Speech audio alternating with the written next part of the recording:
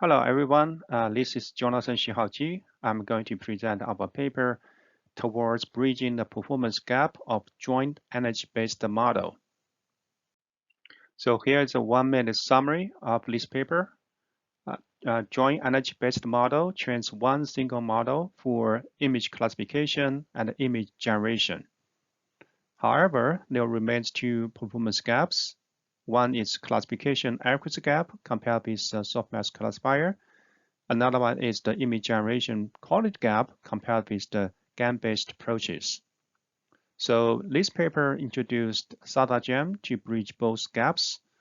We extend sharpness-aware minimization to train GEM. We also exclude data augmentation from the MLE pipeline of EBM. So even though these two are very simple techniques, the final results are exceptional. We close substantial performance gaps of GEN in image classification and image generation. We also outperform GEN in calibration, out-of-distribution detection, and adversarial robustness. So first, we will talk about background and the motivations, and then methodology, followed by the experimental results. Energy-based model, EBM, stands from the observation that any PDF can be expressed via a Boltzmann distribution as follows.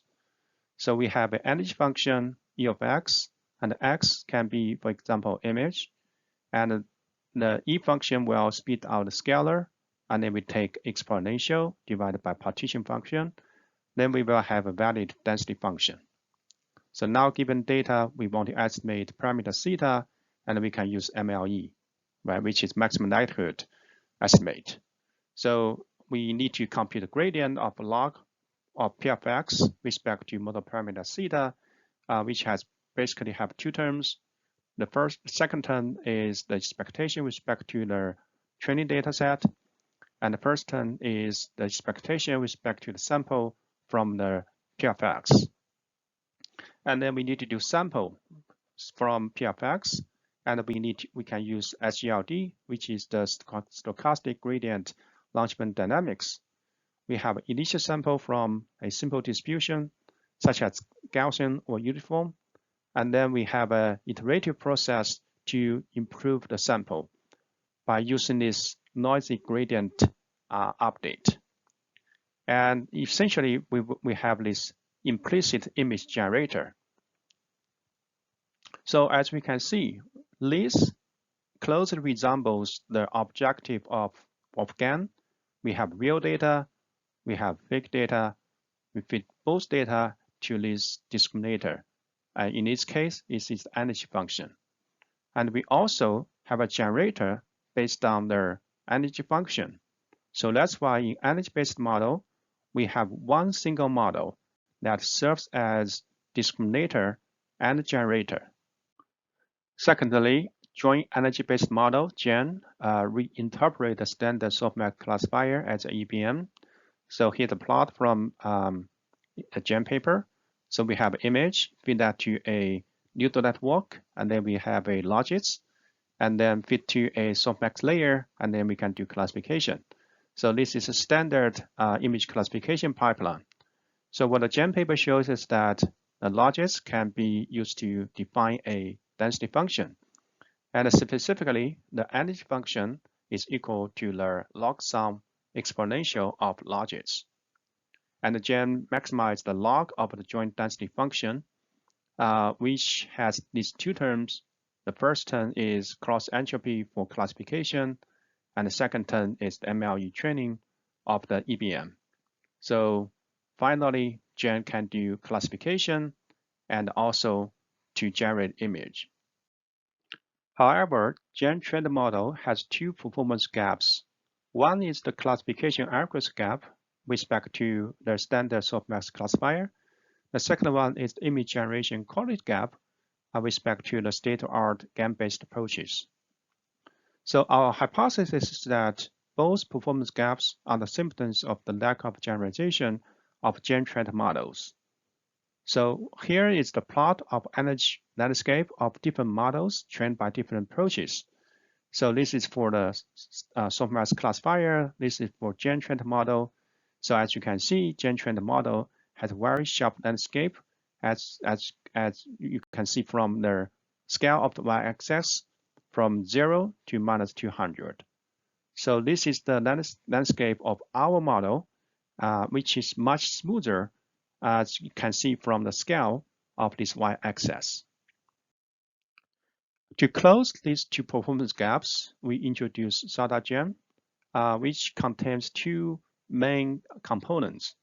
So one is sharpness-aware minimization, which is a technique that finds out a smooth local optima. And this is the objective function of SAM, which is minimax optimization. It finds theta to minimize loss, find epsilon to maximize loss. And we extend SAM to optimize gen. And specifically, we have this minimax optimization.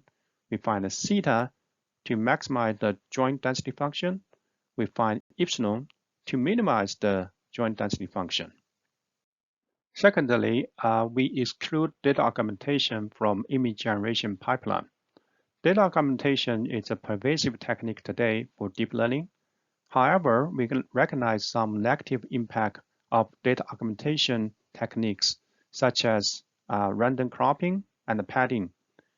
So with data augmentation, the actual objective function of gen is as follows. So we have T represent data augmentation, that is for image classification and also for image generation. So we simply remove data augmentation for image generation pipeline.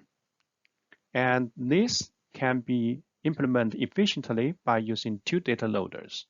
So one data loader is with data augmentation for image classification, another one without data augmentation for image generation.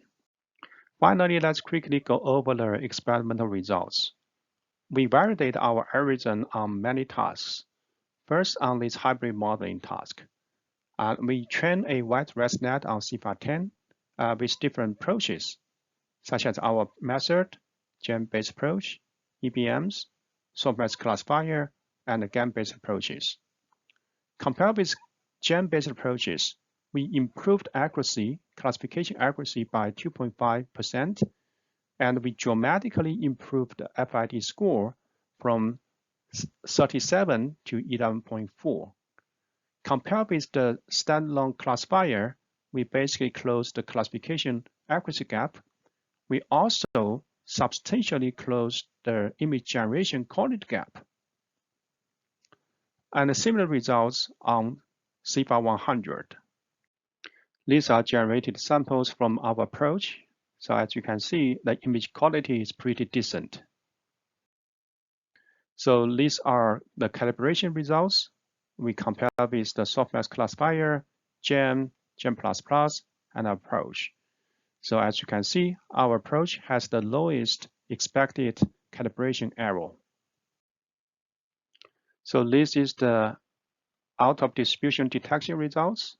So in this case, CVPR10 is the in-domain data, and we have these four data sets as out of domain data.